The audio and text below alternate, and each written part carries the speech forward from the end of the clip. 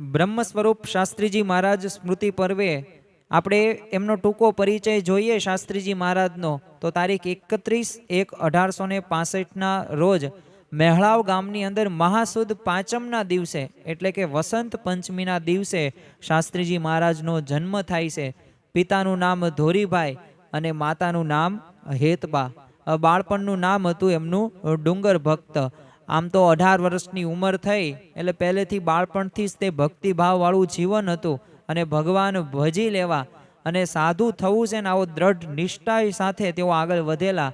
18 વર્ષની ઉંમર થઈ એટલે વડતાલની અંદર આચાર્ય વિહારીલાલજી મહારાજ દ્વારા એમને દીક્ષા આપવામાં આવે છે અને દીક્ષાનું નામ પડે છે સાધુ યજ્ઞ પુરુષદાસ. આમ તો અક્ષર પુરુષોત્તમ ઉપાસનાનું પ્રવર્તન કરનાર અને BAPS સંસ્થાની સ્થાપના એટલે કે બોચાસણવાસી શ્રી અક્ષર પુરુષોત્તમ સ્વામિનારાયણ સંસ્થા.